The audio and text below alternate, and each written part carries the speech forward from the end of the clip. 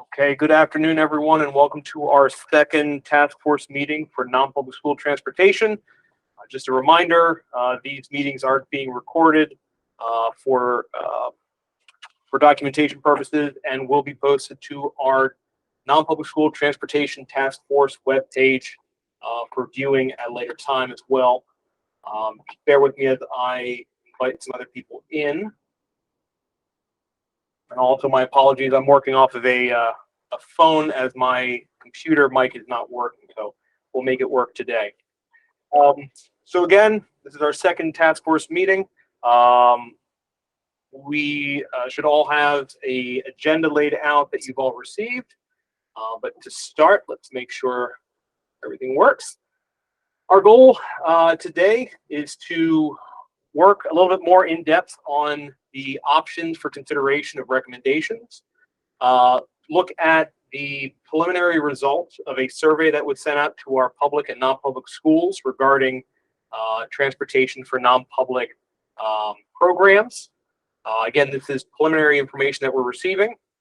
We will have some guest presenters talk about local education agencies' involvement with non-public transportation, give us some background on what programs they have in their jurisdiction. They'll be able to provide some insight, some knowledge on their experience, and be open for questions from the group as well. And we'll start compiling before the end of the meeting today the outline or draft of recommendations ahead of our third and fourth meetings.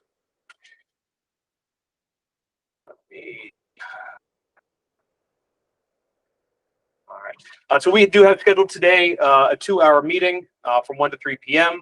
I'm not sure who will be using the full 2 hours, but we'll make sure we make it an effective meeting as we work together. So to start off, as a welcome again, my name is Gabriel Rose. I'm the chair of this task force. I'm the State Director of Pupil Transportation and Emergency Management here for the Maryland State Department of Education. And as we move forward, I'll do a quick roll call from the group just to see who's all here. But just as a reminder, as we use this platform of Google Meet, some of us might not be too comfortable with it, using Zoom, etc. But you do have the ability to unmute, mute, and change your video. We also have a function where you can raise your hand to avoid people talking over one another.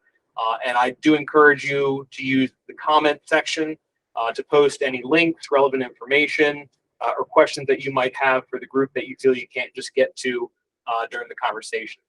Anything that you put in the comment section or the in-call messages will be stored as well for follow-up from either myself or other MSDE staff. So it's a good resource to use as we kind of go through the conversation to post ideas and everything else. Right. As a reminder, I spoke at the start about the Open Meetings Act requirement that the video is being recorded. So just as a reminder that anything that we discuss here in this meeting is open to the public and will be viewed and accessible on the MSDE website.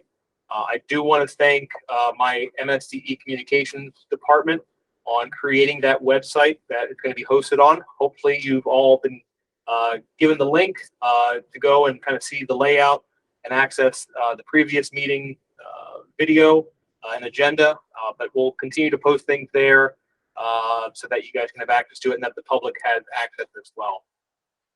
Minutes were sent out. We'll go into that briefly.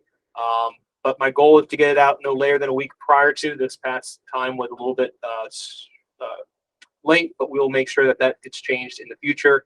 And also the link is on your screen for the location of the website. So to go around, just to make sure I have the ability to hear from everyone and that your mics are working, we'll just do a quick roll call of membership to see who's all here. Again, myself, listed as the Director of Office of Transportation, and I will start to go around the room with Mr. Justin Dayhoff if he's available. I believe Justin is not able to join us today. Delegate Attar. I'm here. Good afternoon. Afternoon, Delegate. Delegate Watson.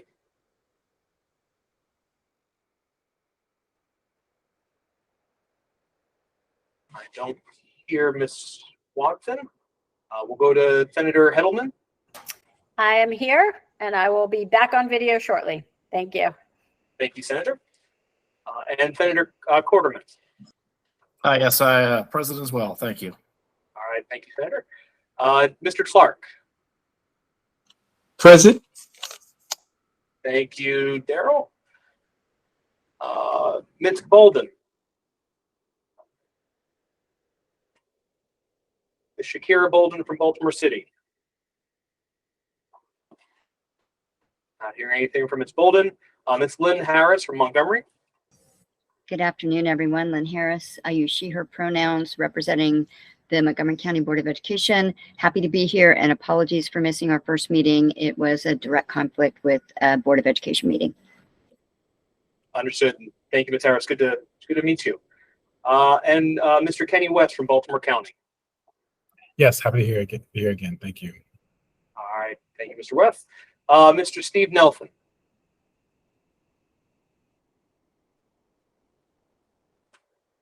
Mr. Nelson from Contractors Association.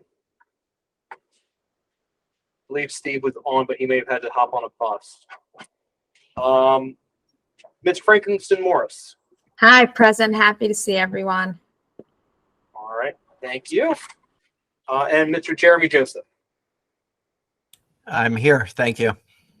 All right. And I do see Mr. Nelson has raised his hand. So, Steve, if you're able to talk, we'd be glad to hear you. If not, you can just communicate through the messaging side of things, and we'll relay the information to the group as well. So, all right. We also have some, hold on, let me admit someone. Ms. Bolden, are you, have you joined?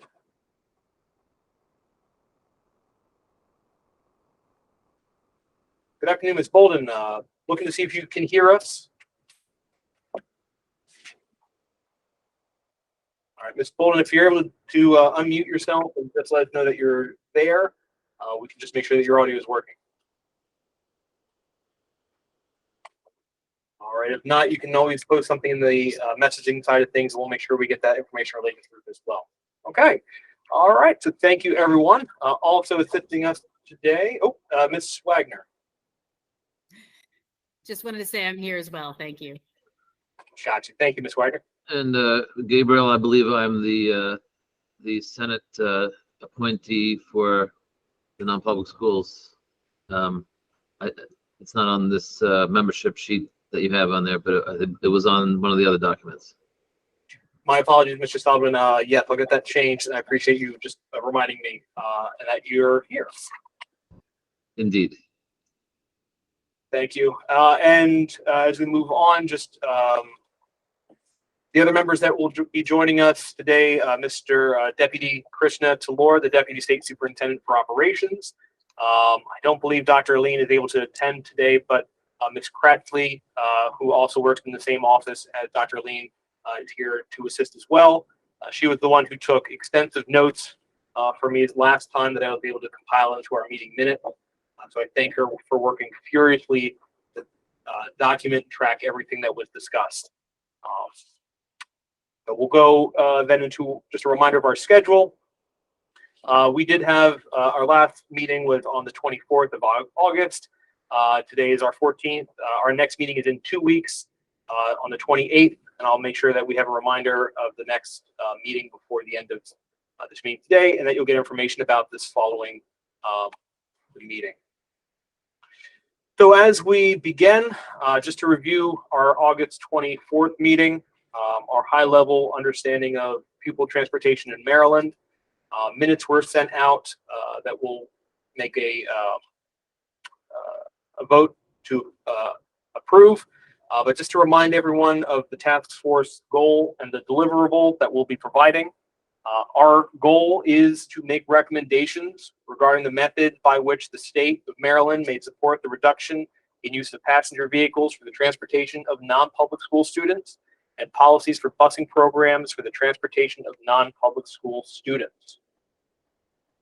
Regarding the timeline that we're working with, on or before December 15th of 2023, this task force shall report the findings and recommendations to the Senate Budget Taxation Committee, the Senate Committee on Education, Energy and Environment, the House Appropriations Committee, and the House Ways and Means Committee. What I will be doing is combining and compiling the recommendations into a report for the superintendent's review. And in order to do that, immediately following our fourth meeting, I will be filing these for the task force to review as well. So it gives us a very short time frame to work with, which is why these meetings are very beneficial to have, and we'll try to keep things moving along. So if at this point, I just wanted to open it up for the group. Minutes were sent out on Tuesday, September 12th. My apologies again on getting them sent out late, but upon the approval of our minutes from our last meeting, they'll be posted on the task force webpage as well. I wanted to open up for the group. Was there anything that I missed or omitted or was incorrectly identified that need to be corrected before posting from the minutes?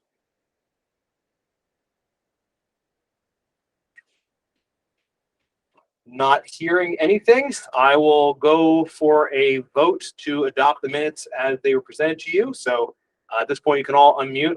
All those in favor signify by saying aye or thumbs up. Aye. Aye. Aye. Any opposed? Corrections? Anything? Hearing nothing, the minutes have been adopted and they will be posted to our webpage moving forward. All right, so as we get started, to begin our discussion, I wanted to put a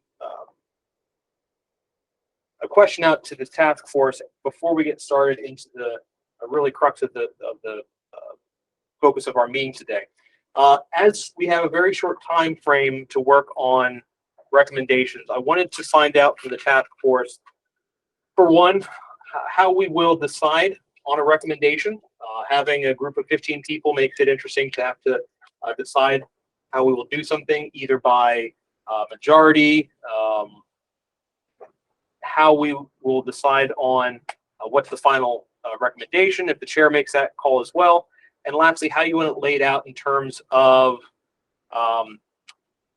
one major recommendation, a variety of options, anything in terms of a list of best to worst case, highest cost to lowest cost.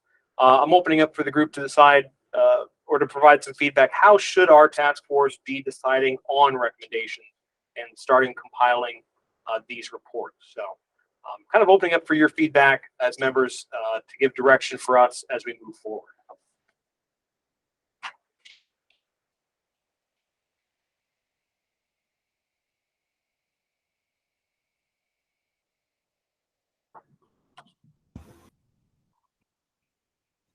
So to give an example as we get started, we have listed approximately 7 or 8 options that we discussed during the last meeting that could be considered recommendations. There are going to be things that work better than others, some that have more impact than others. Is the feeling from the group that we should compile everything that's an option and list that as the recommendation to take everything? Or we're looking for choosing one and only one option and saying that that is the recommendation of the task force? Delegate Attar. Thank you. I'd like to see us have a few options, but with different price tags on it, because I know from this past session, the price tag is the biggest deal. And I've been in touch with the comptroller's office, and we discussed the price tag on how it was last time and different ways to do it. So I definitely like to see a couple different options, but I guess you could say some are better with a list of what we would say first. If we can possibly do this, this is the best way for everyone. If not, then here's another option. I know when I file the bill come December time, have to choose one way, and I probably start with the best way that we came up with. I think that makes the most sense, but that can be used as guidance during session when we're trying to work on the bill moving forward if we need to amend it in any way. Okay, thank you. Senator Hellman. I would urge us to come up with an array of options as well. I don't think that it's too big a group. I don't know that there will be consensus, but if we can come to consensus on a couple of different things, I think that would be helpful. But I also agree that it should be a range of options with as much information around each of those options as possible. Understood. Thank you. Ms. Harris. Yeah, and just from the perspective of somebody that sits on a board of education, I think I agree with Senator Hellman. It's good to have an array of options, even those not recommended, so that people who are looking at the work of the task force can see the options that were considered and why some were elevated and others weren't, even though there were an array of options that emerged from the work. So it's always very helpful to see both sides. Understood. So I think having an array of options is going to be, it sounds like the best choice of action. And I know that there's a variety of things that could be considered. I believe the goal of the task force is to narrow it down to a certain number, 3 things that might be considered. We don't want to list everything and make it too confusing. Delegate Attar, I understand the concern of adding the price tag to it, and I think we can do to the best extent possible an understanding of price tag associated with these decisions. Some might be outside of our scope of ability, but we can definitely list what we think the fiscal impact might be as well. And I know that there will be a fiscal impact as well during the legislative session that we can comment on as well. Anything in terms of the layout, how we want it to be presented? As we have members of non-public school, we have members of public school. Do we want to weigh considerations of what works best for each, or just leave it out as this is the best option for all students in Maryland?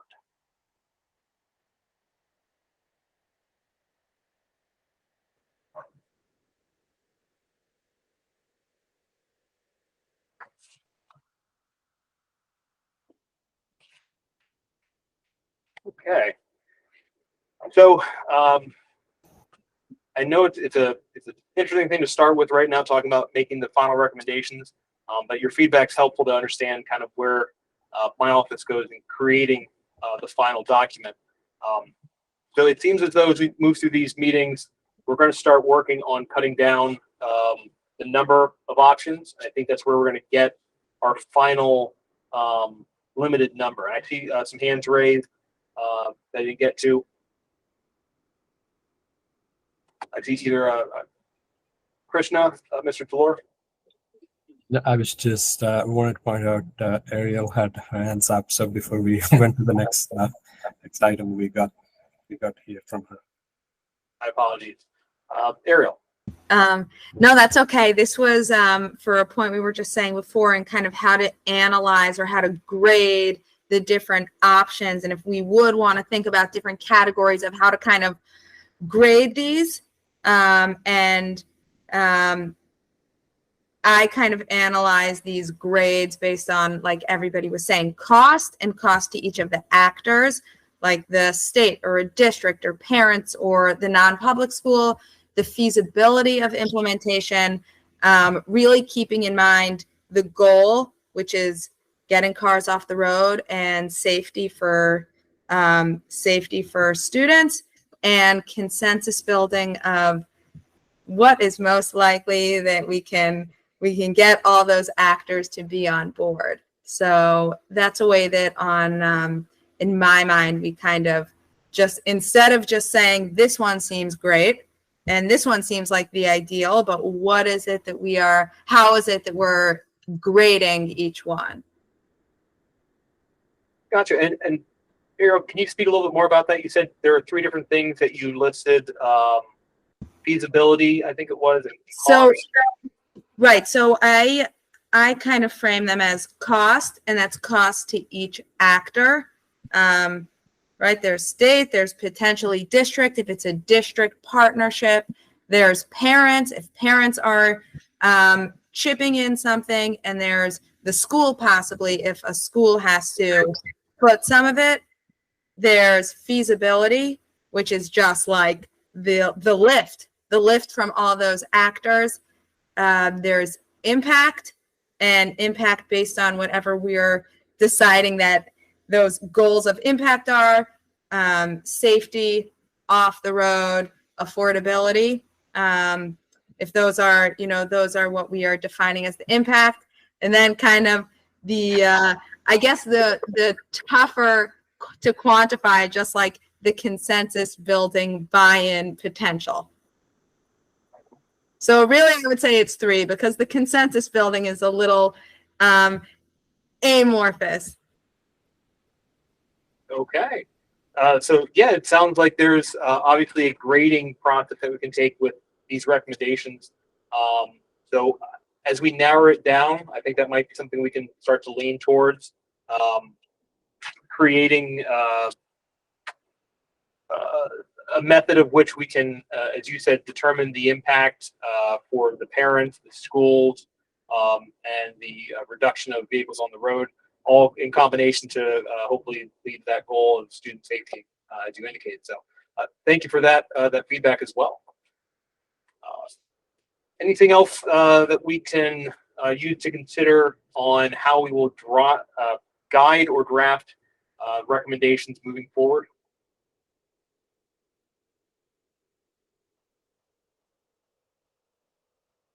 Has anyone seen anything that they wish that we could use as a template? Anything that they've seen that's been successful in other task force decisions, or a layout for trying to think of how best to describe it. I'll table that for right now. We'll move on to that. But I appreciate the feedback and the input from all of you with that topic. So if anything comes up, if you have any other thoughts or questions about this, feel free to post it in the comment section during our meeting as we go. So at this point, I wanted to give the group a preliminary understanding of the results that we sent out at the before our first meeting and where we stand right now. So when we sent out our survey, we sent it out to our non-public schools that were included in our accountability office. The State Department of Education does gather information of non-public schools in Maryland. We have a database that is used for mailing purposes and tracking enrollments. When we met and we compiled this survey, it was sent out to all non-public schools in Maryland, as that was the best way to ensure that everyone that was able to receive the information.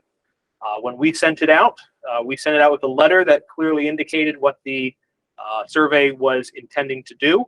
It spoke about the task force and its goal on gathering information related to programs for school transportation for non-public schools, enrollment numbers, percentage of students using buses, etc. My office did get quite a few calls back asking questions about what its purpose is and how to best fill out the form.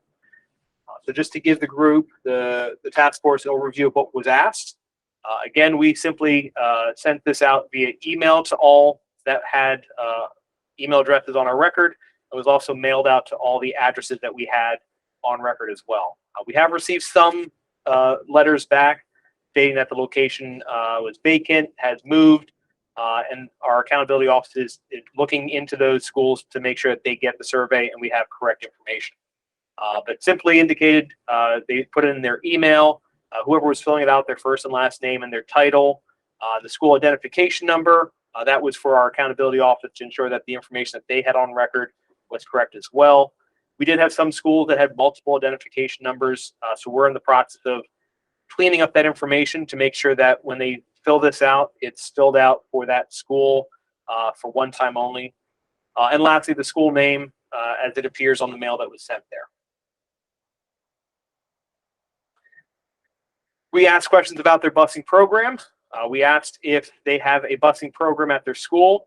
If not, they hit NA. If they do or have had one, it's listed as either operational, out of service, does not apply, or other, in which case they have to fill in some other information to explain why they selected other.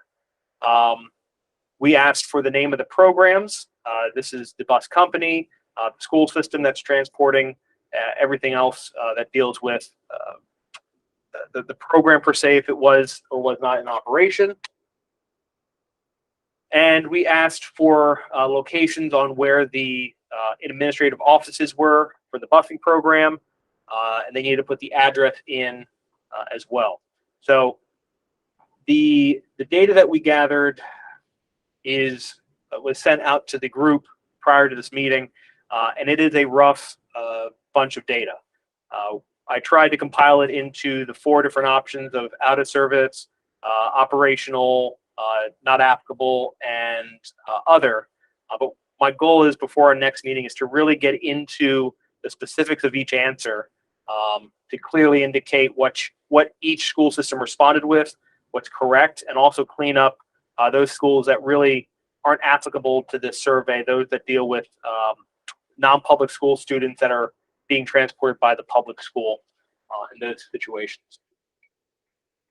The other thing that we gathered, apart from the transportation locations and the program, was enrollment information and students that use the bus program. So we did ask for information on the enrollment count for that non-public school at the end of the 2022-23 school year. We asked how many students at their school were placed or enrolled in special education placement. And then lastly, how many of these students enrolled in the busing program did not include the transportation of students in special ed. So there we're trying to get a number of those students specifically that are being transported to and from their non-public school in a vehicle other than their parents' or custodial vehicles. So again, the preliminary results showed that we had about 420 responses. I can say that that's increased since I sent the information out to the task force. The question that was asked to all was, what is the status of the busing program at their school? Of the 420, we had 297 report that it does not apply. Basically, their school system has never and does not have anything that's a bus program. That this non-public school either requires parents to transport their students daily or they are walked or biked to school. But there's no way that student's getting to and from school that the school is facilitating. 10 did report their program being out of service. They listed information about the program type that they had and who was being serviced. I'll go into those points in the next few slides. We did have almost 90 report that they did have an operational transportation program. As we get into that, I'm going to kind of narrow down that 89 into different subsets and how they relate to it being quote unquote operational. And then we had 24 report other with an explanation as well of what they were responding with. So we'll go into that. The addresses for all these schools will be reviewed and it will be organized by county for the next task force meeting. So I want to get a representation of where they are in the state and how significant each location is when it comes to any recommendations. So obviously our Eastern Shore counties probably will not have a lot listed, but obviously Montgomery, Baltimore County, Baltimore City, Howard will probably have a significantly high number of our non-public schools placed there. So as we break down the result, we took that 89 number of operational and broke out a little bit into subcategories, what they either operated as or what they had listed as operational. So looking at the rough data, 22 schools having operational listed were identified as non-public special education centers that all had transportation provided by public school students based on an IEP. These would be schools such as High Roads or Shepherd Pratt. They are primarily only IEP students being transported by the public school system, at which this survey didn't really need to capture that information, I feel, but we gathered it anyway. 40 identified that they either own and operate or contract services for school transportation. We couldn't break it down further to understand if it was to and from school or extracurricular activities. Some said that they did only do extracurricular activities, but didn't specify if they also do to and from school. So we're going to work to see if we can clearly indicate that information at our next meeting as well. And the last 27 said either they get services from the MTA, they listed NA which means that they listed operational but didn't give us any other information, or they said St. Mary's Public Schools, which I believe is St. Mary's County, and we'll talk with the transportation director down there about why that program may have been listed here as well. So it looks like, based upon this data, of the 400 some schools that responded, about 40 have some sort of program specifically for non-public school transportation. So let's look at our 10 that responded out of service. Some schools did have transportation in the past, such as the St. Augustine School and the Banner School. Others identified LEA school bus but did not provide more information. Again, these would be schools in St. Mary's County or St. Paul's Christian Child Center, and the remaining listed NA. So they stated that they were out of service, but they didn't give us any information beyond that. And I'm just going to take a moment right now because I do see some hands raised. So I'll start with Ms. Harris. Yeah, thank you. And I think this is just a clarifying question, and I appreciate that we have some of the bill sponsors here.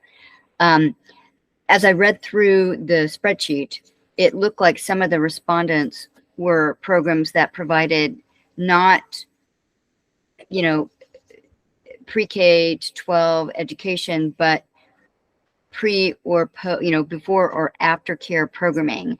And just when I read through the bill page and the fiscal note, it wasn't clear to me that out of school time activities were included for consideration here, but maybe I missed something. And again, I'm glad that we have some of the bill sponsors here.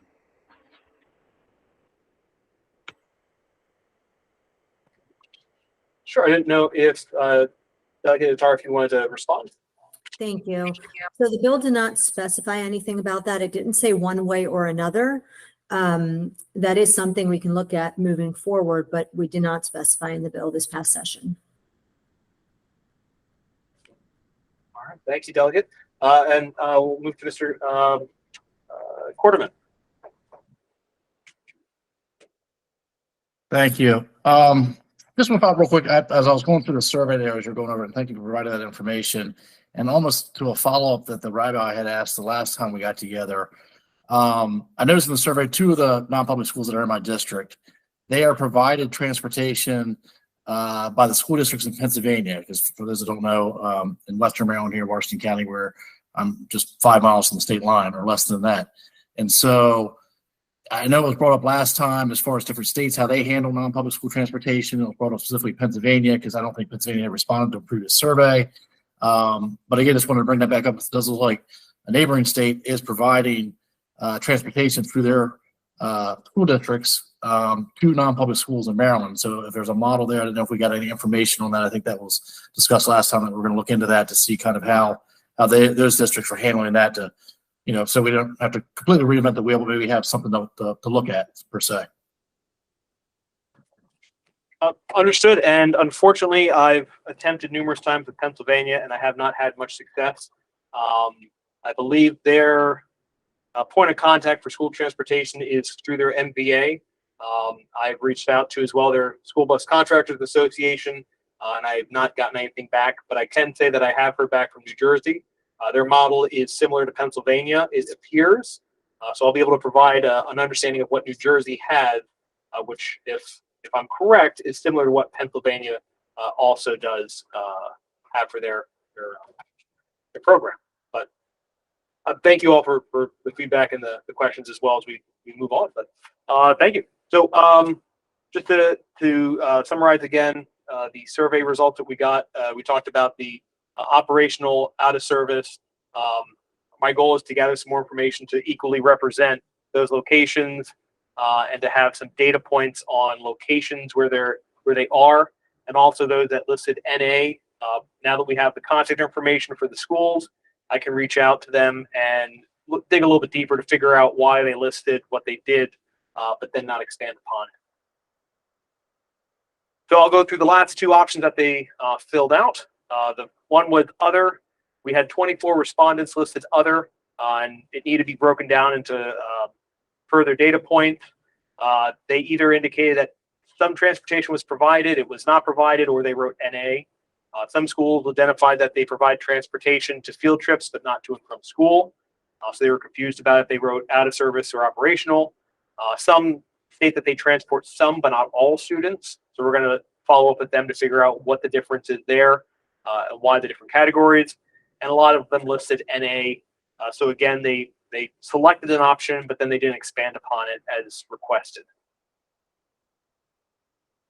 And the overwhelming respondents were 297 that simply reported does not apply. They listed NA for most, if not all, the fields. Some respondents received that they may have transportation in some form. Not clear about if it was run by the school, MTA, public school, etc. But we are going to have to go through all 297 of these respondents and go through and make sure that there's any comments, anything that's listed. We follow up with those schools to get clarification on why they filled it out as such. So along with this, and just a reminder, the non-public school survey period closes tomorrow. So after tomorrow, we will really start digging in and cleaning everything up because we should have 100% of those that will be responding. And I do know that some members asked for the survey link so that we could send it out to other members that haven't responded. So if you do have anyone in your area that you think hasn't responded, feel free to send them the link and they can be included. So along with the non-public school survey, we also sent a survey out to our public schools. So that's 23 counties plus Baltimore City plus the seed school of Baltimore.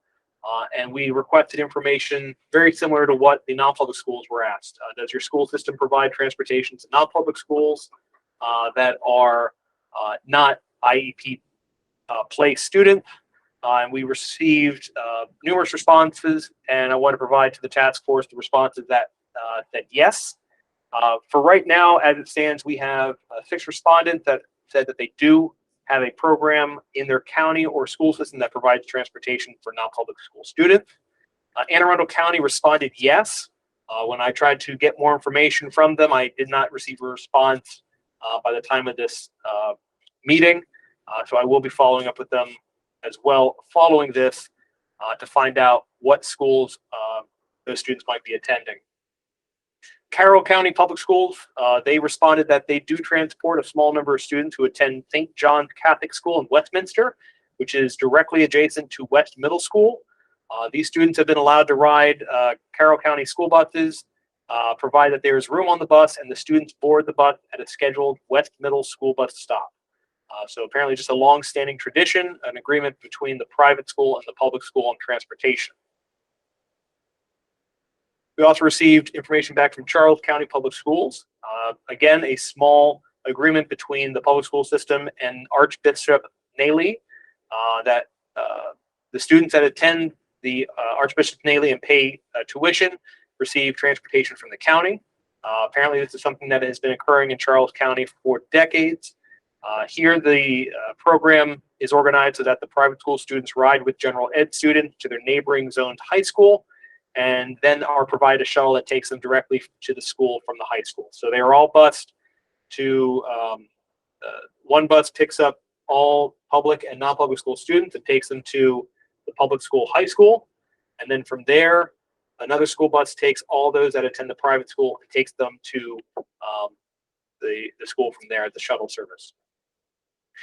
Frederick County Public Schools responded that there is transportation provided for a school in their county, provided that the student meets certain criteria.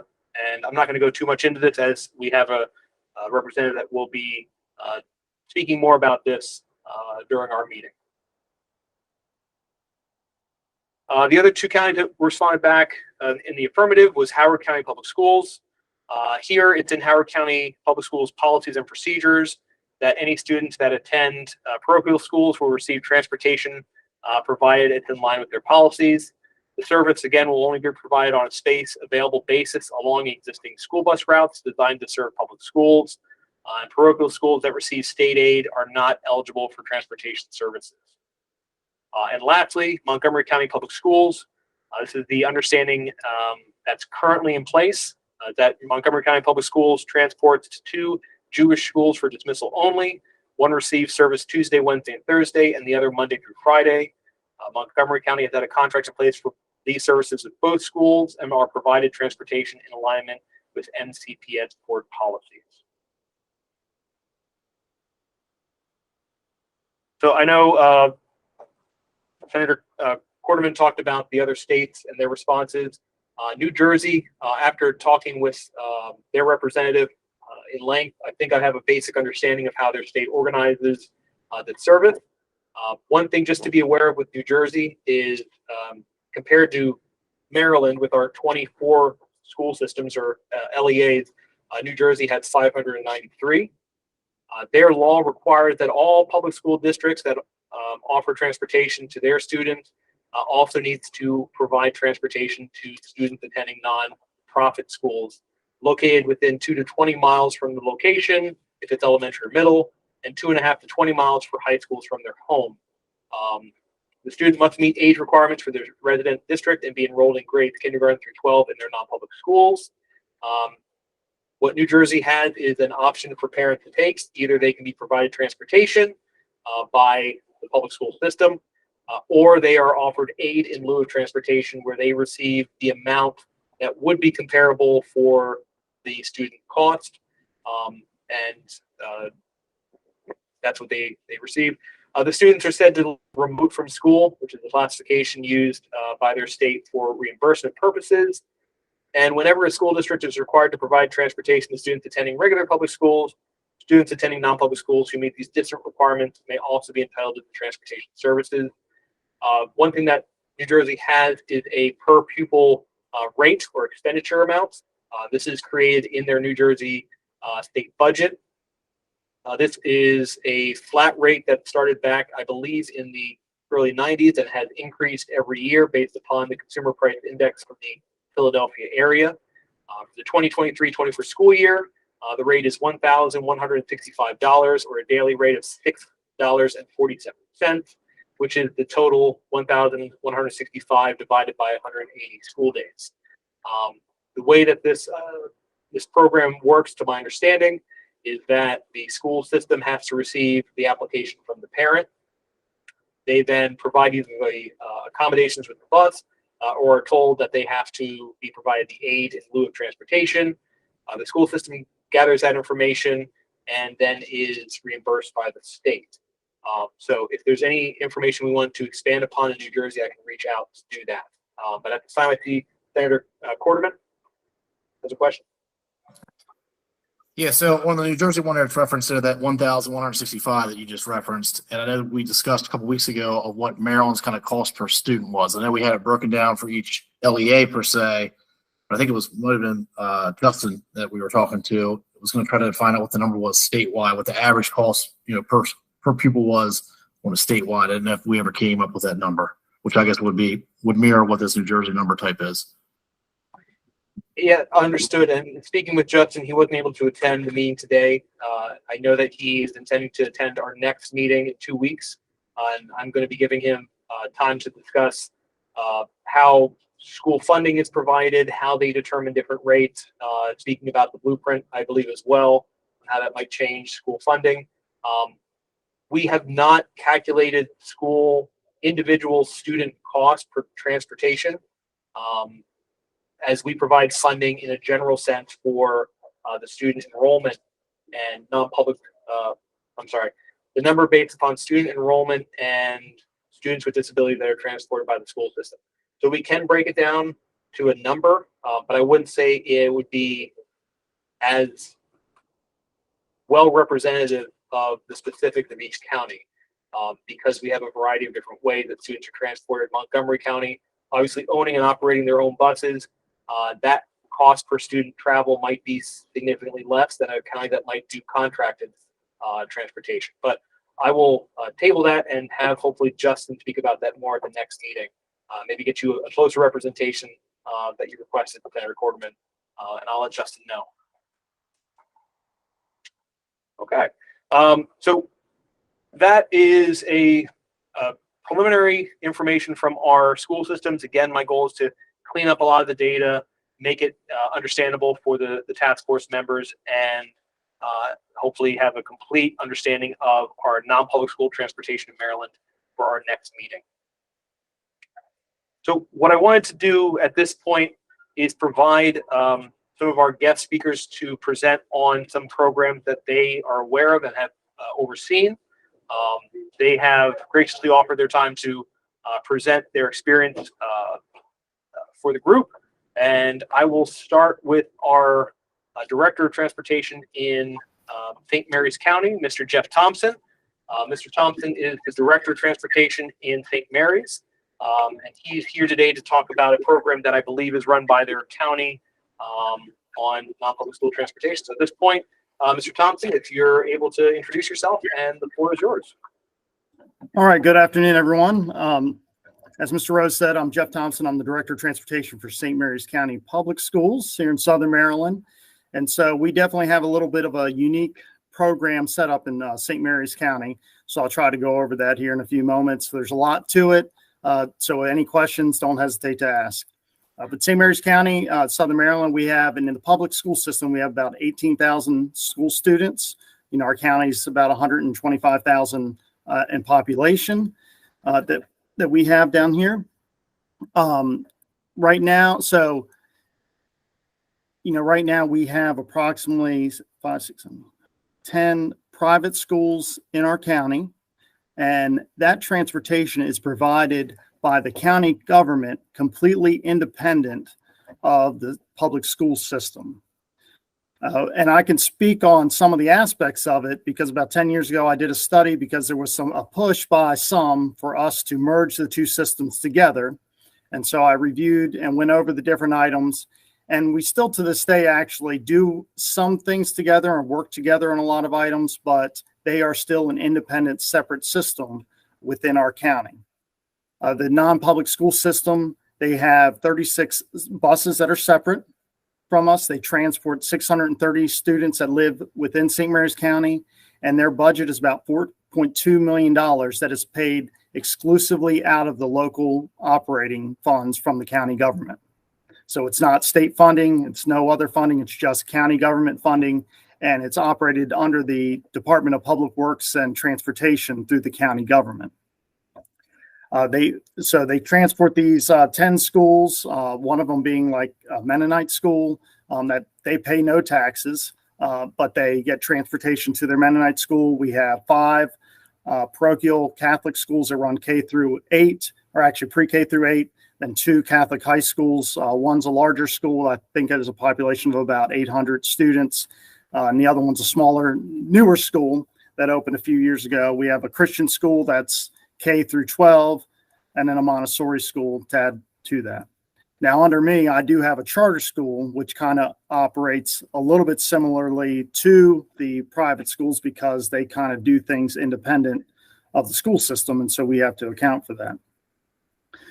But, you know, going through a review of their operations, you know, in the county, this program was kind of set up in 1943 as I trace it back to. It was a county code that was enacted that allowed the county commissioners to independently set up their own operation to operate school buses in St. Mary's County.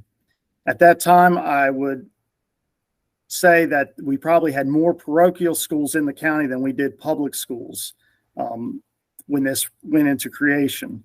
And so these schools were allowed to, under the county government, have school bus routes that the county government provided. And the way they do that currently, the Catholic schools pretty much run together. And actually, there's another school I missed, which is a junior naval academy down here. But the Catholic schools work together to where they do a hub and spoke system. The students have buses that run throughout the county. They come to their smaller, the K through 8 parochial school.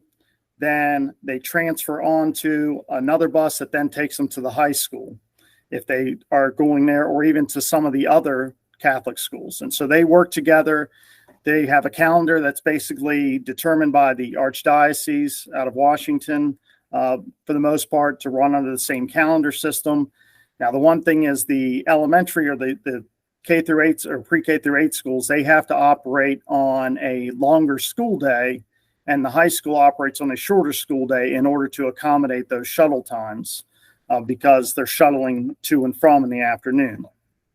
Our Christian school, they operate their own buses to themselves that travel the extent of the county from one end to the other almost, and then they bill the county for their services through it, and they own most of their buses. They do have a few contractors that do that.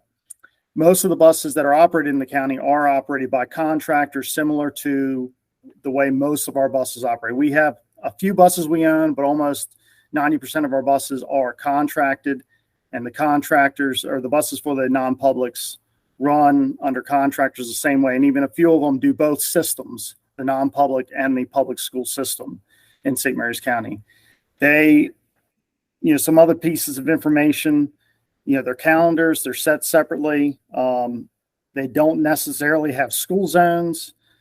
They don't have to comply with COMAR regulations under the Maryland Board of Education, which is a big issue that we ran into going through this. Is there's different requirements for public school bus drivers than there are for private school bus drivers and the buses themselves.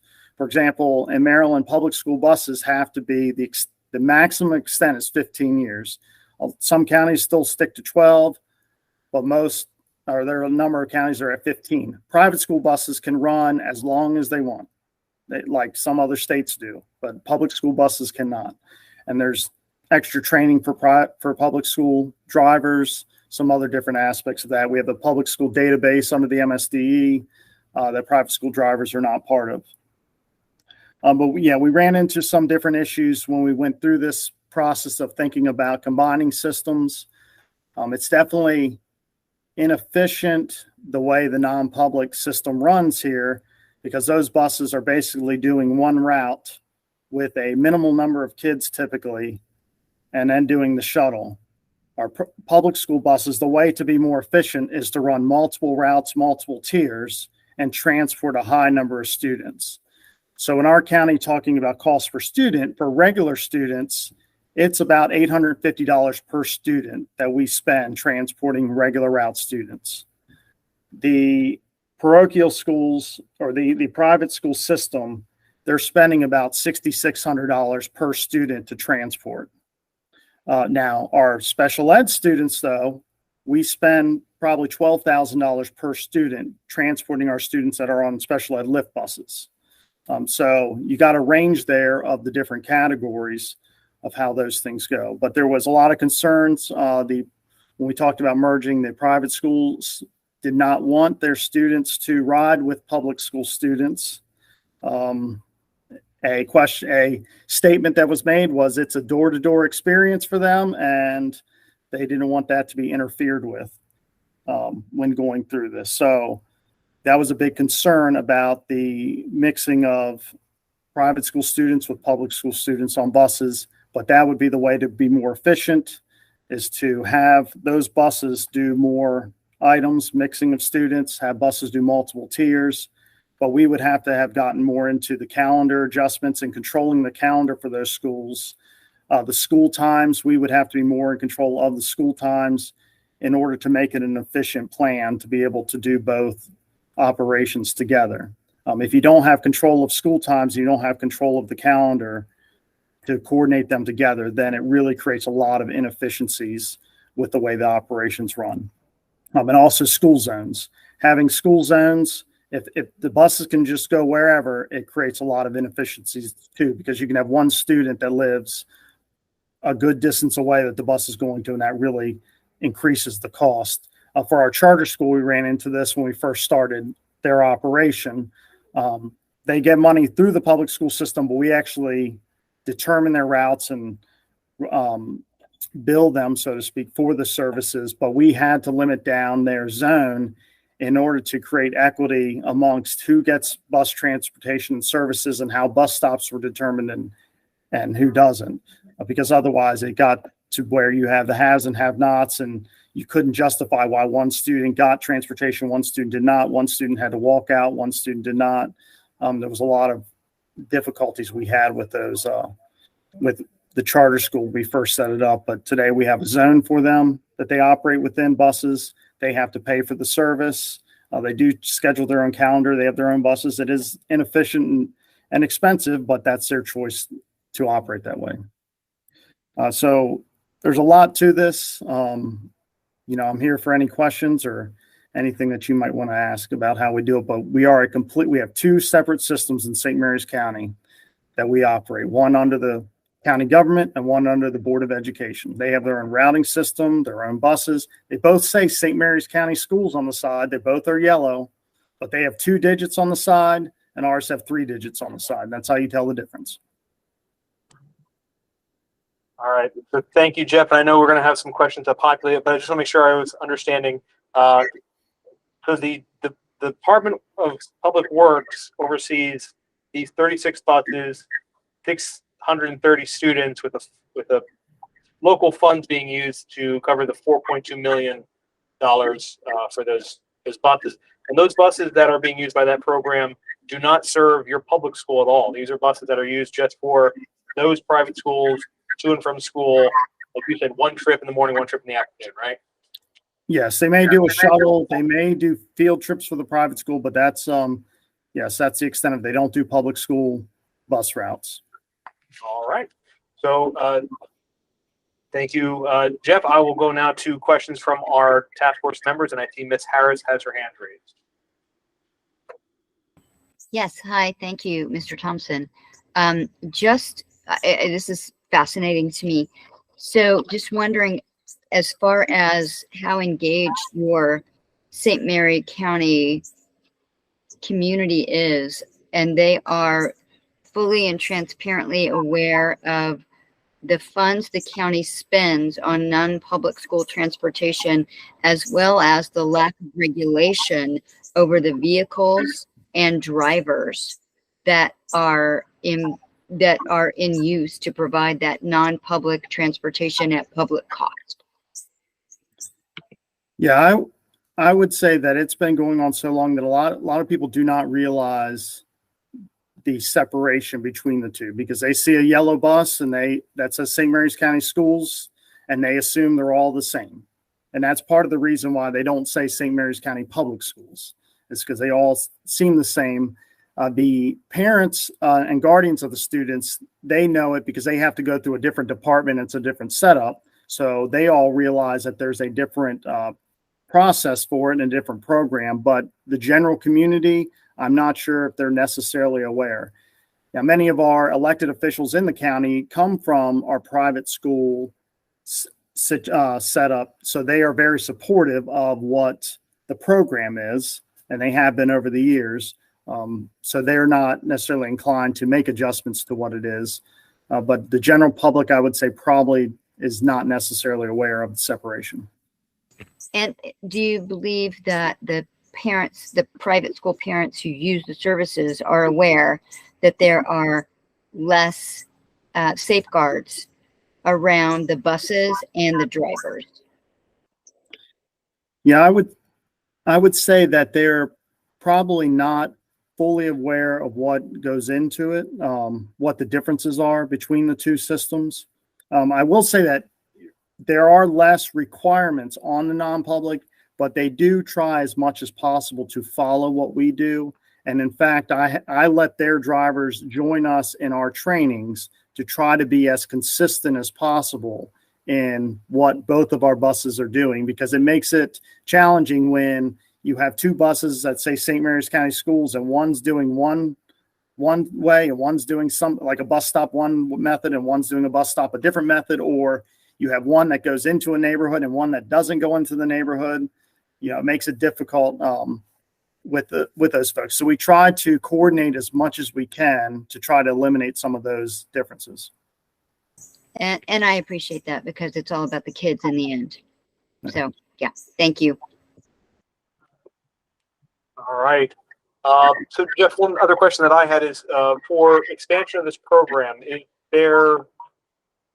if a new school opened up down there, is there an understanding that any non-public school that is created in St. Mary's County is eligible to join into this transportation? Or is this agreement back in the 40s really only for those schools and forever will be those schools? No, you can, if you open up a new private school, you can apply to the county government to have your school serviced.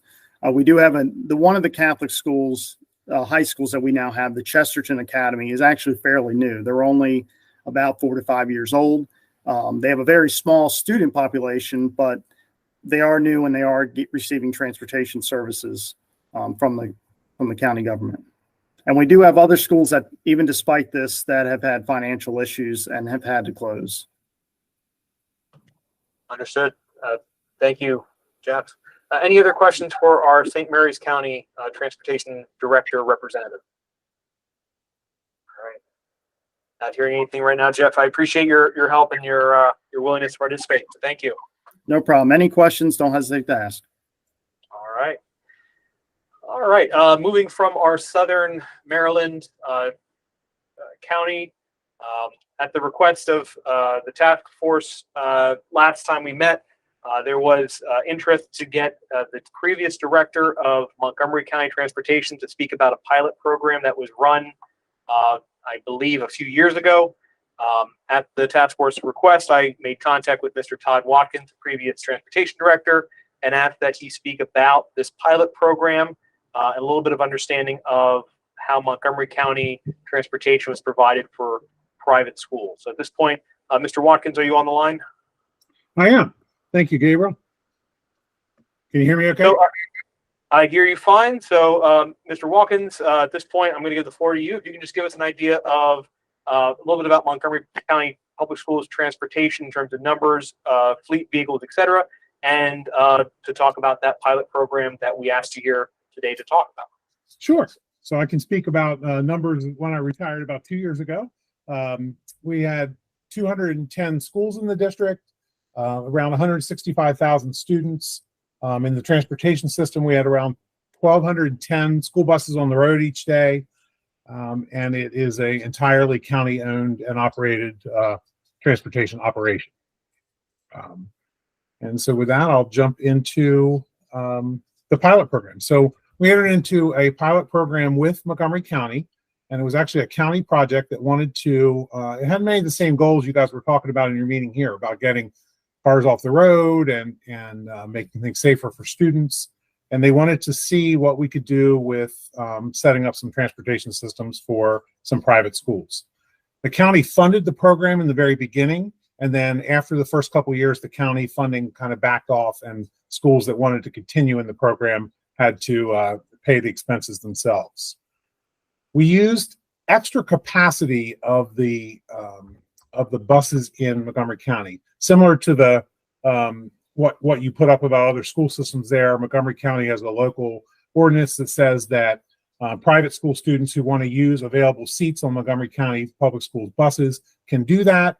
The limits with those are that they have to use on existing routes, right? They have to use existing stops, both at on the home side and also on the school side. They have to use existing stops, and it doesn't work out for very many students, and so that is rarely used.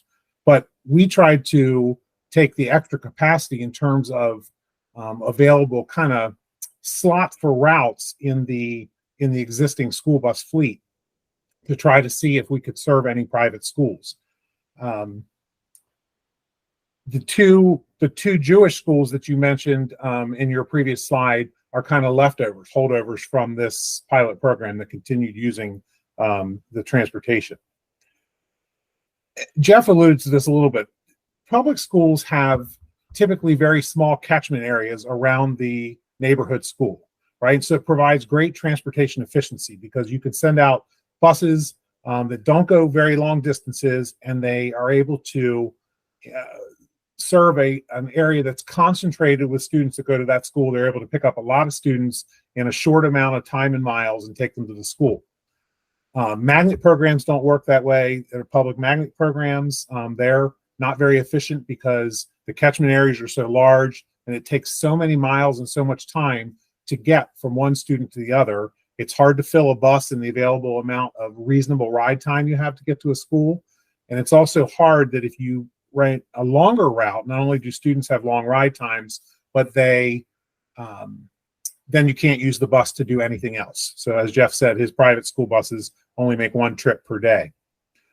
So that's the problem that we ran into. We couldn't find very many schools that we could create routes for in an area that had a high concentration of students. The two schools that are remaining are both Jewish schools, and it's interesting that the Jewish schools seem to be the best fit for this program because there were communities in Montgomery County that had a high concentration of Jewish families.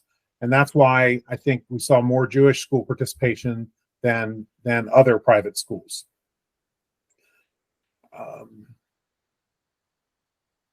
Jeff also talked, I won't go into the cost, but the cost of transporting a non-efficient system like a magnet or special ed program is much, much higher per student than it is for a local neighborhood school. The other big challenge that we had was bell times. Every school in the world wants to start somewhere between 8 and 8:30 in the morning, right? I mean, there's all kinds of research on the start schools later folks and whatever that show that everybody wants that kind of sweet spot in the morning for their start time and the corresponding end of school time. That's true of public schools too, right? If every principal got to set their own bell time, I think you would find almost every school starting between 8 and 8:30. But in large public school systems in particular, like Montgomery, what dictates the bell times of the school is the amount of times you can use the bus in a day to transport different groups of students, right? Transportation is an expensive component of a school system. And in Montgomery County, on the regular ed school bus routes, try to get 4 trips out of a bus every morning and every afternoon. That means some schools have to start earlier than they want to, and some schools have to start later than they want to try to use the bus 4 times. But that's how you keep those costs low per student transported. We couldn't find very many private schools that were willing to change their bell times to match transportation availability. And that would be true not only in a system where we were using the extras, right? So the MCPS schools already had 4 start times and we had to operate outside of those, but that would be true in any kind of system that you set up where a bus serving private schools or serving public and private schools made multiple trips in a day. Somebody's going to not get the bell time they want. In fact, most people aren't going to get the bell time they want. Somebody brought up earlier about in Western Maryland, some of the private schools are served by Pennsylvania schools.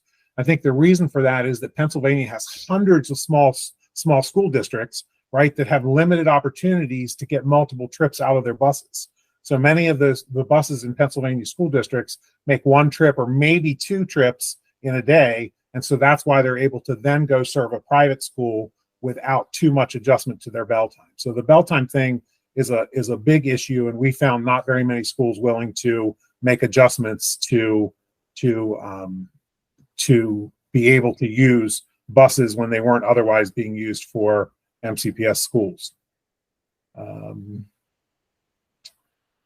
I said the county funded it originally, then the private schools had to pick up. One of the benefits the private schools got was that there's a lot of costs that go into having to buy a new vehicle, hire a new employee, and whatever. By using the existing slots in our where we could find the few of them in our system, we were able to keep costs relatively low by doing that. But the reason we did that and didn't dedicate buses to serving the private schools is that the number of buses needed on the road during peak times each morning and afternoon determines the size of the transportation department and the size of the transportation budget.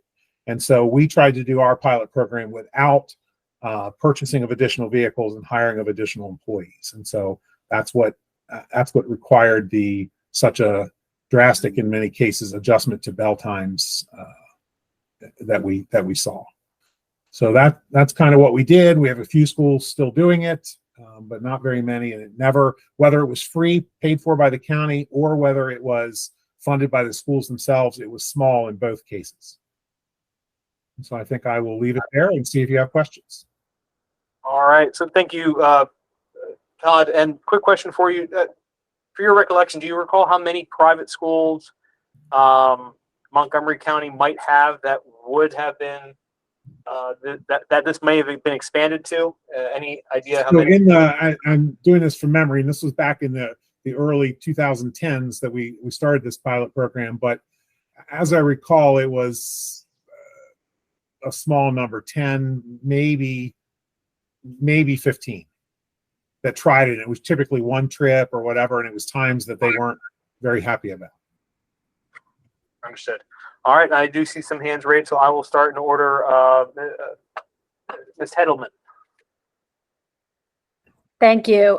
Thanks for the presentation and the information. So those schools that are currently have continued with it, Yes. do you know how are they paying for it? So there is a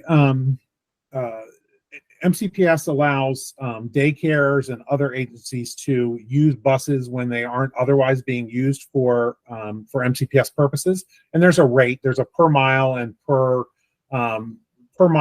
minute rate, essentially, or per hour rate that they're charged that covers MCPS's cost. So there's no cost to the school system, and they're set up on contracts similar to the way that daycares are for after school transportation. So they does have to make sure that they're not conflicting with any times that they would need them for public school transportation. Correct. Yes. Yeah, they're only available on a outside of the MCPS needs basis. Thank you. You're welcome. All right, and I see Mr. Saldwin. Yeah. Hi, Mr. Watkins. Hi. I had been involved in the earliest stages of the putting together with John Matthews. Yes. I actually reached out to him the other day, just to see if he was involved at all in the conversation, not knowing that they had reached out to you, because of that past history. If I recall correctly, when it was the free program, the real pilot part of it, yes, it was very popular, especially in the Kent Mill 20902 area, Wheaton area, with the Jewish community. But once the county council decided not to continue the funding, it's been really petered out. Is that correct?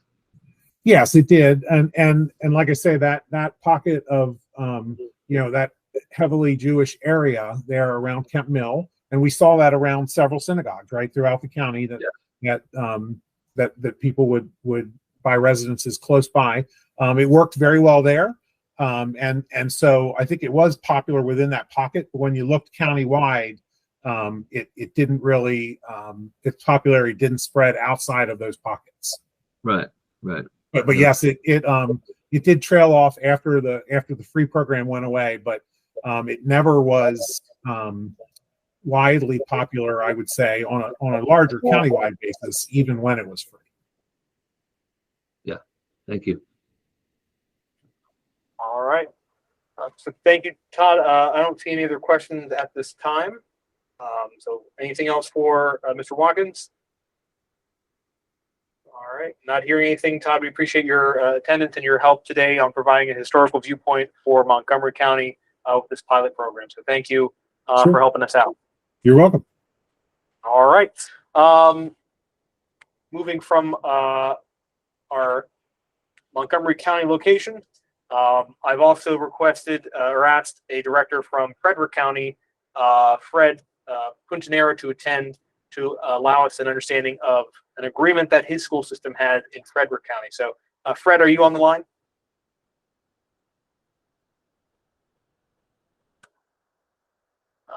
Not hearing anything from Fred if he's on.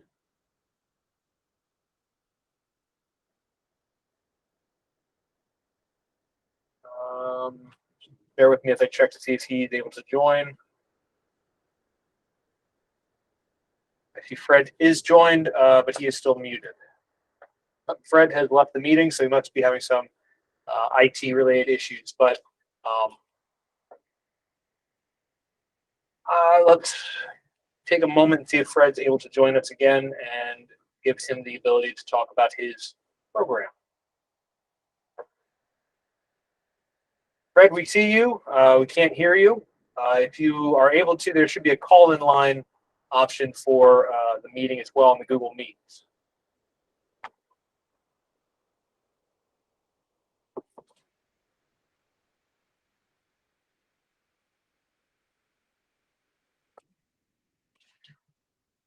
as Fred joins, I'll take a little bit of moment and just kind of introduce Fred as he joins us. So Fred is the director in Frederick County Public School.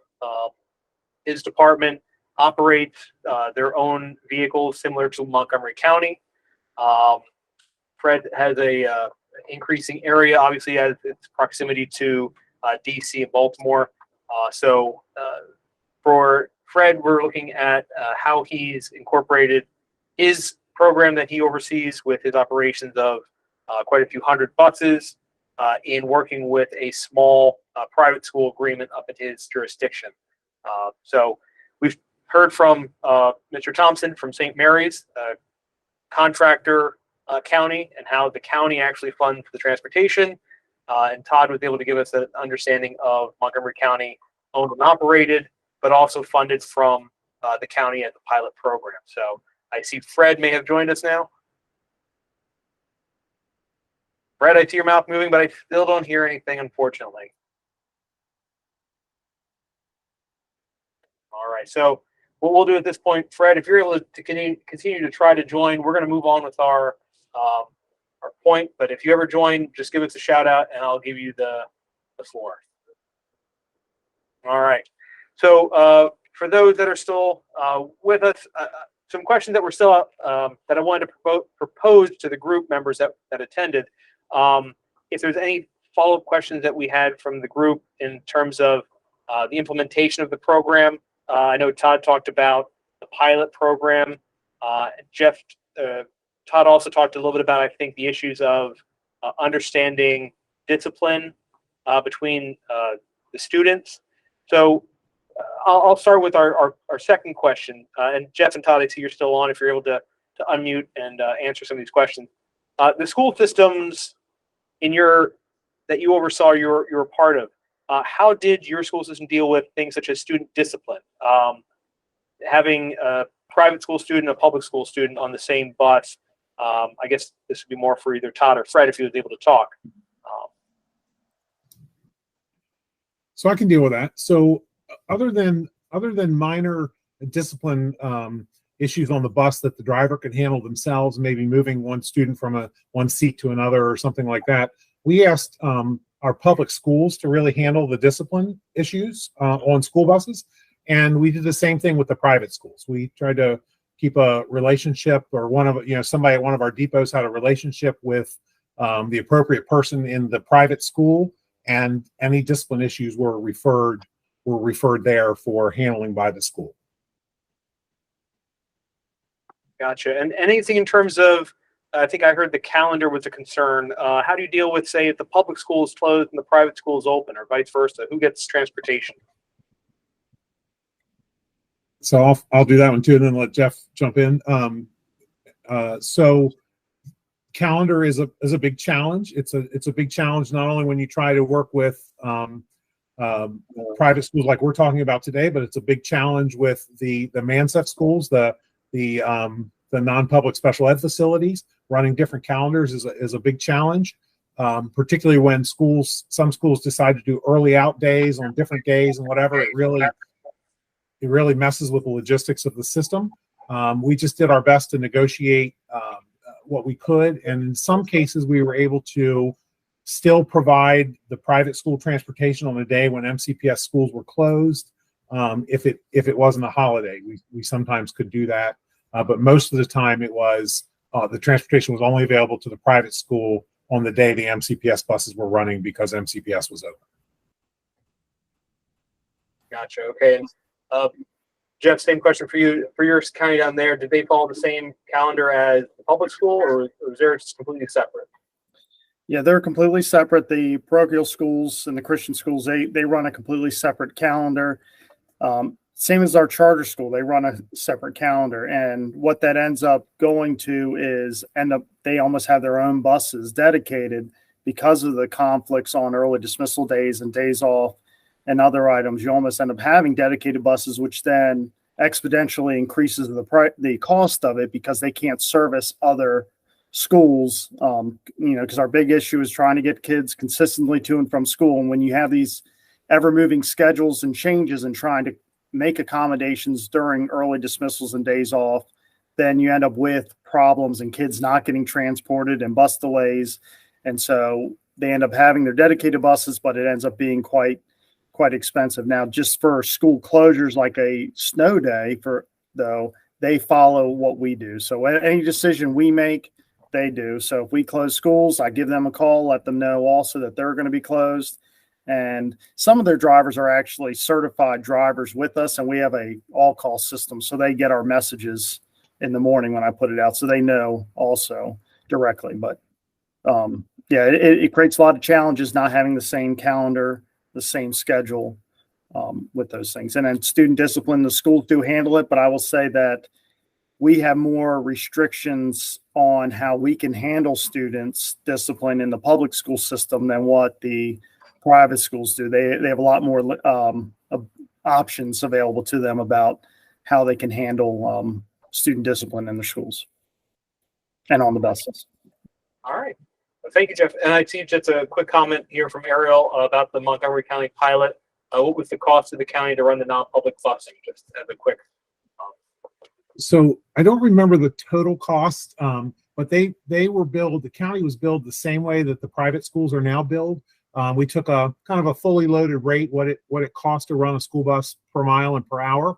And we charged that for the amount of time those buses were being used to service the private school. So the benefit was there was no cost to Montgomery County for it. And the benefit to the county and now to the private schools is they are not shouldering the entire cost of a bus and an employee. They're only paying for it during the time that they're using it. So everybody kind of wins in that pricing situation from our perspective. Gotcha. All right. Thank you for the clarification. And I think now at this point, Fred was able to join us. Can you give us the test, Fred? Good afternoon. How's everybody today? Doing well. We can hear you loud and clear. So at this point, Fred, feel free to introduce yourself, and the floor is yours. Thank you, Gabriel.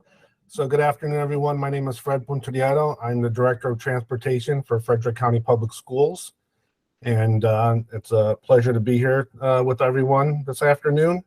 So Frederick County Public Schools has a student population of 47,000 students. We currently have 350 school bus routes that transport our students on a daily basis and handle all the other extracurricular activities that are needed. We run a 3-tier system, but we have a 30-minute window before and after the school's bell time, which allows us to have a number of routes servicing a school twice. So we have 75 what we like to call double backs in our system. So out of those 250 regular ed routes, 75 of them do 4 tiers. We are county owned as a school system. And as Gabriel's slide earlier showed, we do provide transportation services to Mother Seton School up in the Catoctin service area. You know, the parents are responsible to bring their children to an existing bus stop. As long as there's room on the bus, they can utilize the bus service. It's at no cost to them or to the school. As I said, we do it as a courtesy. Mother Seton directly works with one of our transportation managers. They have a transportation page on their website that directs them to our transportation manager, Miss Ori, if parents have any questions or concerns of how transportation works. A lot of the things that you heard earlier from Jeff and Todd concerning multiple tiers for efficiency, school bell times, things of that nature, I'm not going to bring back up, but I did want to talk about why transportation services up in the Emmitsburg area work for Frederick County Public Schools and Mother Seton is exactly because of the bell time. They have an earlier bell time before our Emmitsburg Elementary School bell time. So the Mother Seton bell time is, let me quickly look at my notes here, is 8:15 to 3 o'clock. And our public school bell time is 8:45 to 3:15. So we have a 30-minute window, as I mentioned earlier. So we can drop off our students 30 minutes prior to the morning bell time. So we can swing right into Mother Seton, drop off the Mother Seton students, and continue right on to Emmitsburg Elementary School and be within the school start bell time. Both schools are also very close to each other. They're less than a mile.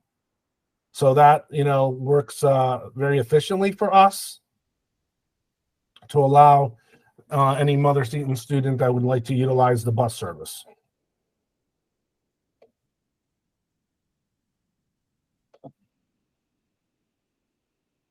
Any questions? Like I said, wasn't gonna rediscuss everything that Jeff and Todd talked about earlier, because those are the same things that we utilize here for efficiency.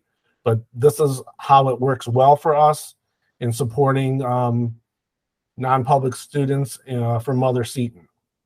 And those students are within the service area for Emmitsburg Elementary School.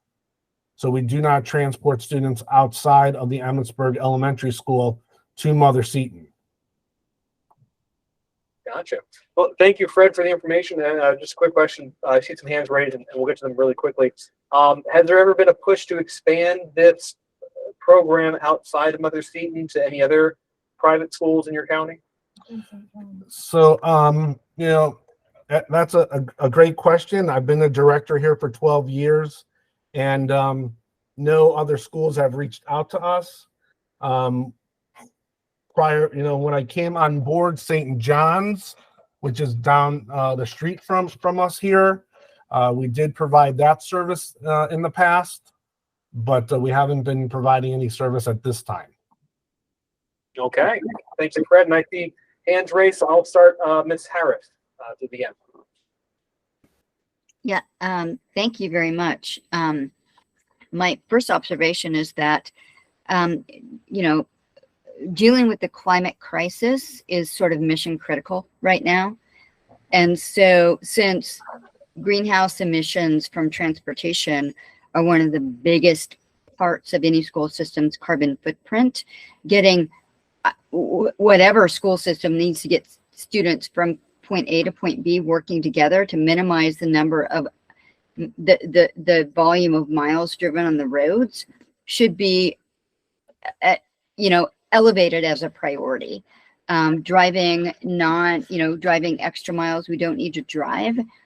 And I think the students in our schools right now are very, very concerned with their future. And so as system leaders, if we can take steps to say, we are going to do everything we can. We are going to collaborate everywhere we possibly can to minimize the number of miles driven on roads. That's a win-win for everybody. And I just want to know as well, so in MCPS, in years past, we've had a lot of hesitance in our transportation department to looking at the bus routing and tracking software that other school systems have robustly embraced. And we've gotten past that and are adopting that bus routing and tracking software that helps the system create more efficient routes, safer bus stops, and also an end user connection so students and families can track in real time where their bus is. And I'm wondering what the uptake of that kind of technology has been in other systems and how that can be operationalized to partner between public and private schools to ensure we are creating the most efficient routes that we can, and also sharing information in real time with our end users who are standing at stops waiting for the bus.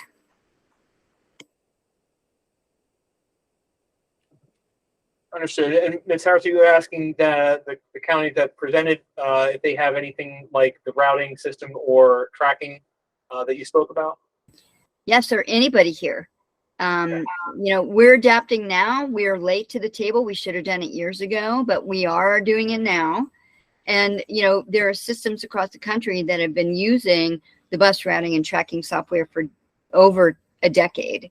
There's a lot of, there's a strong evidence base out there. and a lot to be learned from systems who have already adopted this to make their routes more efficient, their stops safer, and to collaborate, bringing all the users of the system into a common place so that we're making sure that students are getting where they need to be safely and efficiently, but we're also minimizing the carbon footprint of schools. Since, again, the greenhouse gas emissions from transportation are one of the biggest drivers for, and my understanding is that the purpose of this task force is to reduce the carbon footprint of school transportation in the state of Maryland. Thank you, Ms. Harris. And we have Mr. Thompson and Mr. Putiniera who can quickly discuss what they have for their systems. But yes, with the task force, we're looking at the non-public schools and how to reduce the number of buses on the road, obviously that service for them as well. I think tackling all routing in Maryland might have to be another task force in itself, since it is a huge undertaking. But I'll just briefly let our two counties active directors here talk about what they use, since we do have a little bit of time left in our meeting. So I'll start with Jeff, routing system and tracking. Sure. So we do have a routing system. It's called VersaTrans Routing and Planning, VersaTrans RP, that we use. And for tracking of students, we have a program that we use through CalAmp services, which is called Here Comes the Bus. So we've just instituted this during COVID. And so parents are able to see where their bus is, and when the bus comes, it gives them an alert. So it's been very well received. It requires a GPS system with service fees each month. So it's not a cheap program, but it's been very well received. I will say that one of the challenges with our setup of having two separate systems is they end up having to buy their own routing software and they don't have the GPS services. So the public school buses have routing software of our own and GPS services. The non-public buses don't have the same items that we do. So that's an inefficiency there of, that you can get having it all under one department. All right. Thank you, Jeff. And Fred. So Frederick County Public Schools does have a routing software. We've had that for many years, which our routers create the route descriptions for our drivers. All our students are inputted at the school level into eSchools. That information is then downloaded into our MapNet routing software, which is the vendor is called TripSparks. We do not have a GPS Where's the Bus app. We have had for about 8 or 9 years a bus delay webpage that everyone here in the transportation office has access. Every time a bus calls into the dispatch office that they're running 10 minutes late, it's put on the bus delay page. All students can access that from their phones right there at the bus stop. Parents can access that. It's been very successful. As Jeff mentioned, concerning Where's the Bus app, we have been looking at a GPS program and Where's the Bus app, but it is costly. Prior to COVID, we priced it at approximately $122,000 a year for our size fleets. So we are looking at that. We have the equipment, but like I said, it's something that we have to budget for based on student educational needs. Gotcha. All right. Well, thank you, Fred. And again, this could be a whole nother separate meeting in itself, but I just wanted to get the information from Ms. Harris that she requested it. So if Ms. Harris, if you'd like any other information, feel free. I can survey the transportation directors in Maryland as well, if you'd like. But I see Ms. Wagner has had her hand raised for a little bit. I wanted to see Ms. Wagner, any questions? Hi, I just thought it would be helpful here to give a, an independent school perspective on all of this, because it was news to me that Frederick County Public Schools was providing a service of this nature. And there's nothing to, say anything bad about Frederick County Public Schools. That's not my intention. But I think that there's there's communication issues where, we don't necessarily, as small independent nonprofit schools, have an understanding of even what would be available and, could possibly be considered. And I feel like it's sometimes that it's that we get a little bit discouraged. And I'll give you a different example of that. We had a service where we were having milk delivered to our school through Frederick County Public Schools. And we recently, this summer, we moved to a location 5 minutes away, which is still very near many other public schools. And we were told that we were no longer conveniently in a route. And so therefore we could no longer have milk delivered to our school. I think part of the challenge here is, how is that going to be communicated, and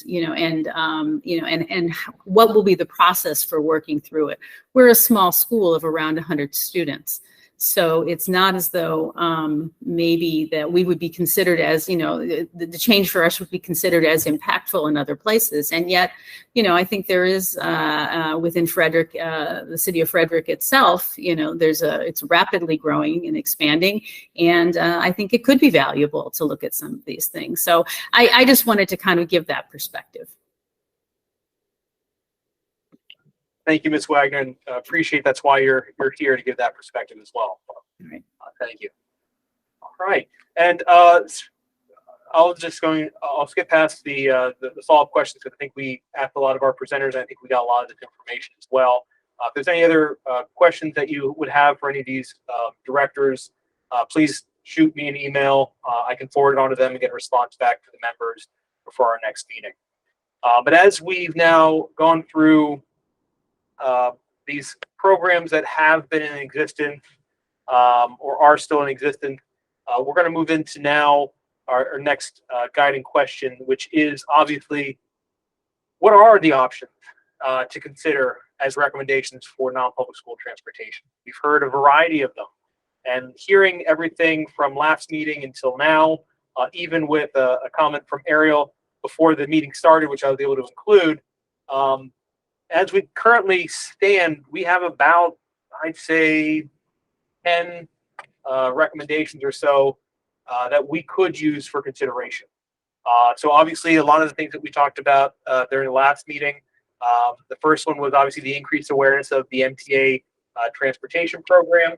And I think Mr. Clark spoke about that. Again, limited in terms of availability, fixed dedicated routes. We can't expand to rural areas, et cetera, but we can make a recommendation for increased MTA awareness for areas where it can be facilitated. One thing that we did have planned is the discussion on a tax credit for parents that transport their own children. And I did ask that a member of the comptroller's office attend today. I believe Mr. Joe, and apologize for the last name, Francavilla, was able to join as well. I'm just going to go by first name. Joe, are you on the line? I am on the line. Thank you. And how do you say the last name? I apologize. It was a great effort. Last name is Francavilla. Francavilla. I will get that correct moving forward. So an option that came up was talking about a tax credit, and I wanted to just briefly ask you, Joe, if you can give us an understanding of if something like a tax credit were implemented for non-public school transportation, what would be the process that the comptroller's office would look to facilitate this, if it was a possibility?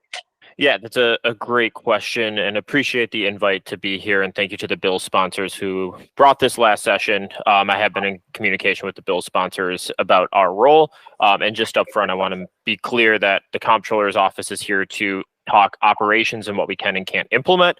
We are not here to opine on the merits of anything or what we think the best idea might be. That is for the folks on the commission. So I appreciate the work that you have in front of you.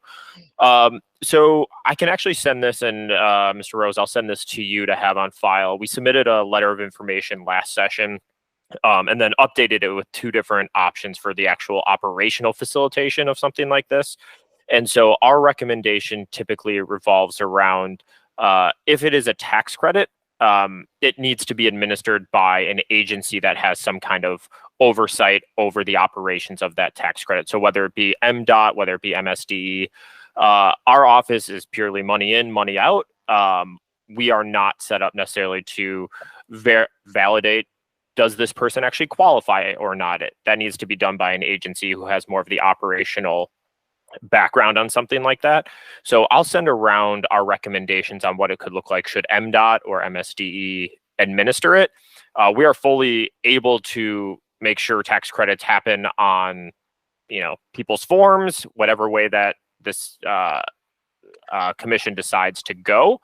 But I would highly recommend that should it go the tax credit route, it will need to be validated by MDOT, MSD, whoever it is that this group thinks makes the most sense, who can, receive receipts or receive paperwork and validate against attendance rosters or locations of where people live if it ends up being geographic based. So those are all things that our office has no expertise nor ability to be set up in. So I will again send the LOI around to you, Mr. Rose, to share with others, and it actually lays out a step-by-step process of what it would actually need to look like for a tax credit program to be operational in the state. Understood. And I want to apologize to our task force members. I incorrectly stated that the tax credit was for parents that transport their own children. It should be the tax credit for the transportation of students to and from school in vehicles other than private. So this would be a tax credit for parents who pay for transportation for their student in something other than their private vehicles. That's my apologies. I want to make sure that the delegate, we were clear on that. That's my mistake. I did not intend that to be presented as such. But I apologize again, and I thank you, Joe, for the information and clarification. Gabriel, I was just responding because Ms. Harris had written about the tax credit for if they're driving. I just wanted to be clear that this is for children to go on buses to school. That's what it was for. So that's why I had written that. Thank you. Understand. And apologies again. Any questions for our comptroller's office representative? I know he was able to give us a high-level understanding of the processes, obviously. Dealing with cost, that would be something that we would have to understand and work as a task force to create or at least set a guideline for. But anything for our comptroller's office based upon that. Sorry, and again, if you have ideas that you want to bring and then have us come back next time or the time after and say, like, operationally, here's what logistically we can do with the systems that our state has, we're happy to do that as well. Gotcha. All right, thank you again. So I'll go through some of the other points that we discussed in terms of considerations. As you heard from some of our other directors, using public school buses during off-peak hours based around bell time changes, some impactful things there. We talked about transporting non-public school students in buses along with public school students. We talked about transporting non-public school students in buses along with public school students if room allows. Transportation of non-public school students in separate public school buses. We also talked about transporting non-public school students in non-public purchase or contracted school buses. This would be an example of either the school owning and operating their vehicle, or in St. Mary's County, the county owning and operating the vehicle that's not the school system. One thing that I think Ms. Wagner talked about was communication. There could be the possibility that a recommendation is that every school system develop their own team to decide how to best accommodate the non-public schools within their jurisdiction. Obviously, as a task force, look at the entire state. We don't know the nuances of all 24 school systems, but there might be a consideration to make a recommendation saying, we understand that the difficulties, how about each school system look and create their own task force to come up with local recommendations. The other option here is to have the state provide funding directly to non-public schools to buy or contract transportation options. Have the local county fund transportation for non-public school transportation out of their own budgets. And as Ariel sent me before the meeting, carpool stipends for where parents and schools certify their participation, basically reducing the cost and encouraging multiple students to be transported by other parents, but not necessarily in school buses. So these about 11 different options that we have for considerations. With the time that we had left, I didn't know if we wanted to touch on any of these right now to kind of go through some, as we talked about before, grading or figuring out the impact to non-public versus public versus state. So I'll kind of open the floor for anything that you see here the something that jumps out at you or says that's something that I think we as a task force should focus on primarily, and that will guide our discussion the next time that we meet.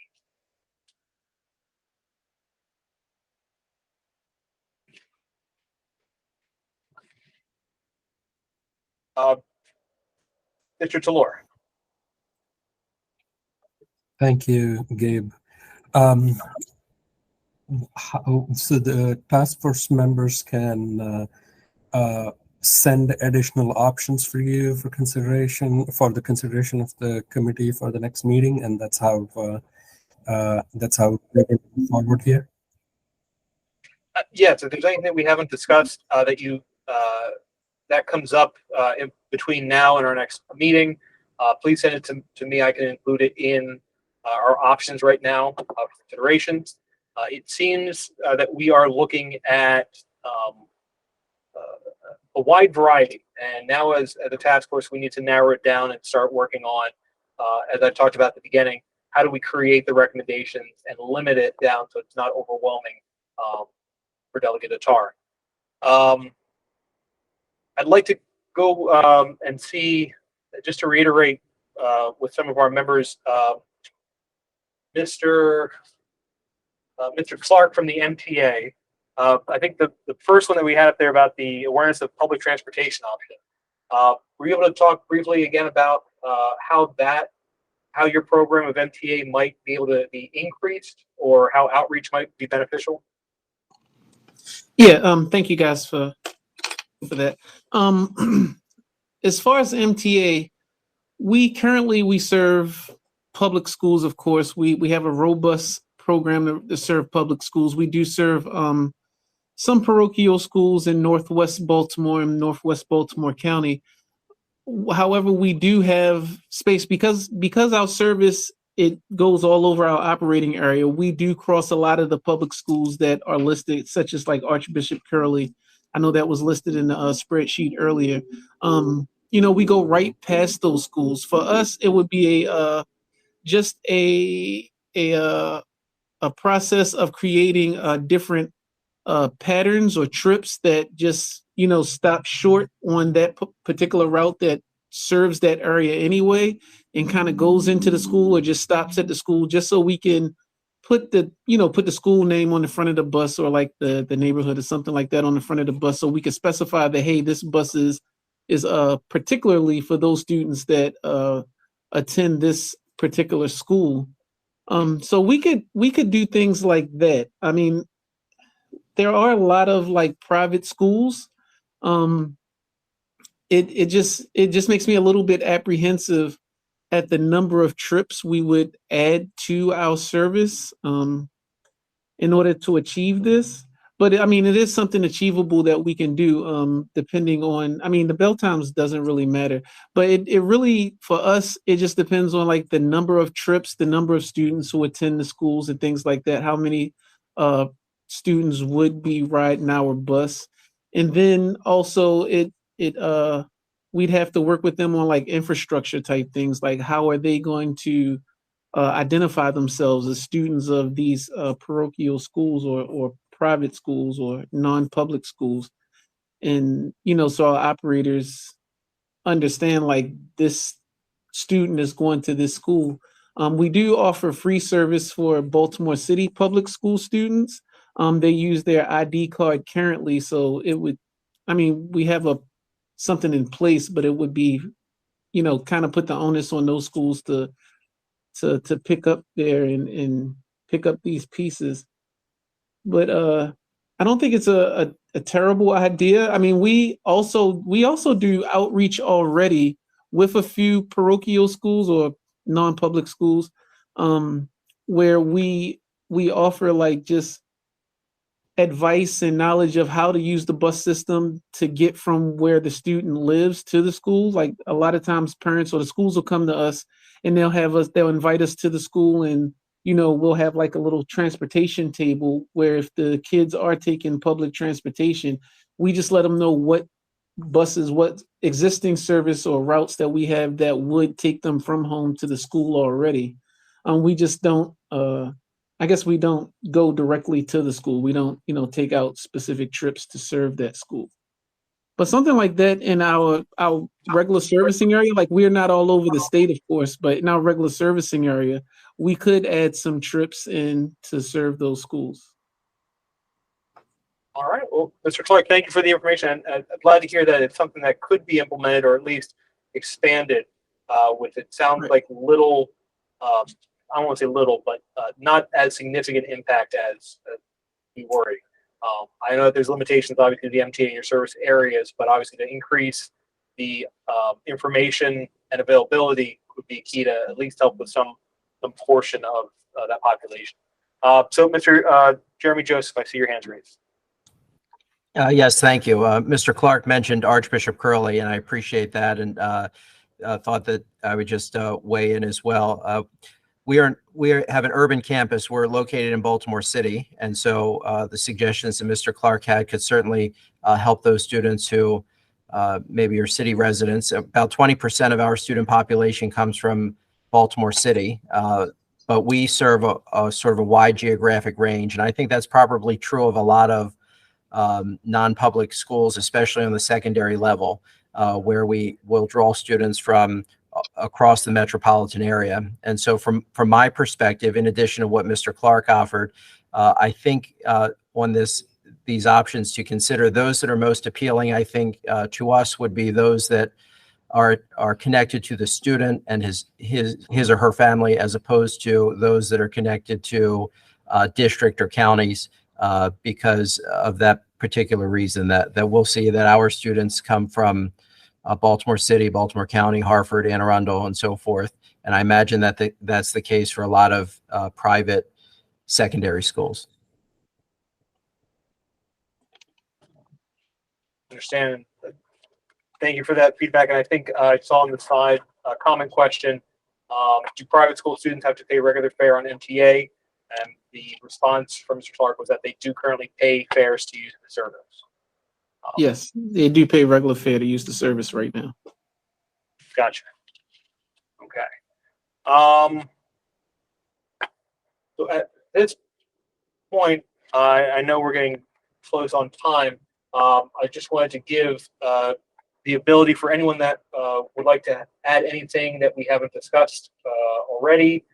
Any questions that are outstanding, I want to make sure everyone has the ability to discuss any concerns or thoughts that they have regarding what we've done so far today.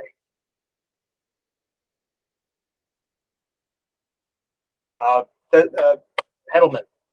Hi, thank you. I just wanted to know if you have the ability to be able to put some dollar figures to some of these options so that, we have them kind of knowing what the full ramifications of each of these proposals is.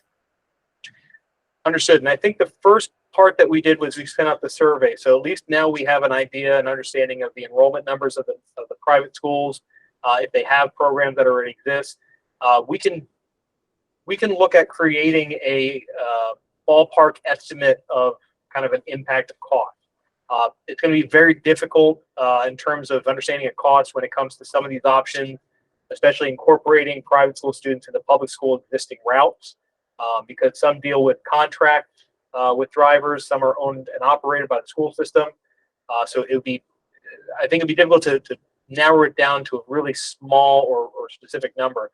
But I think we can create or come up with a general idea or understanding of how much it might impact based upon whatever option we choose.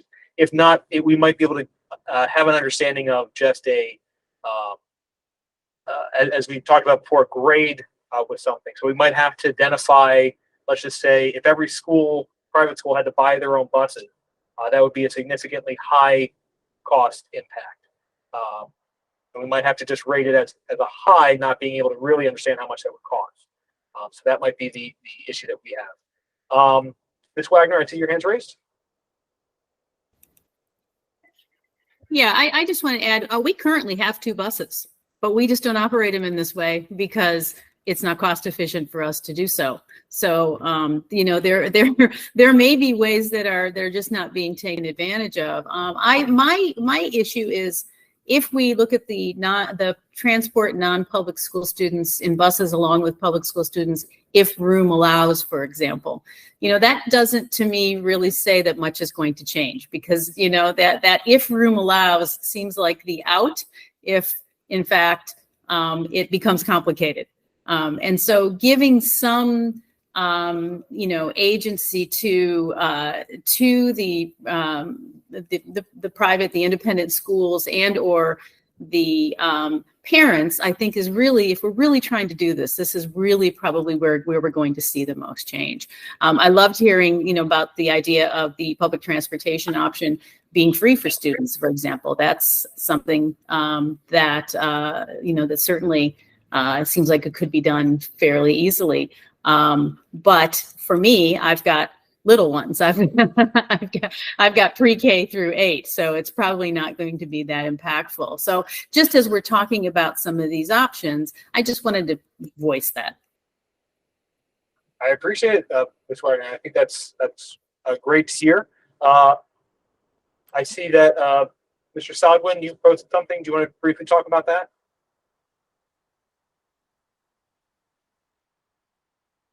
It's all Mr. Sodwin posted. Non-public MTA uses at their student reduced rate.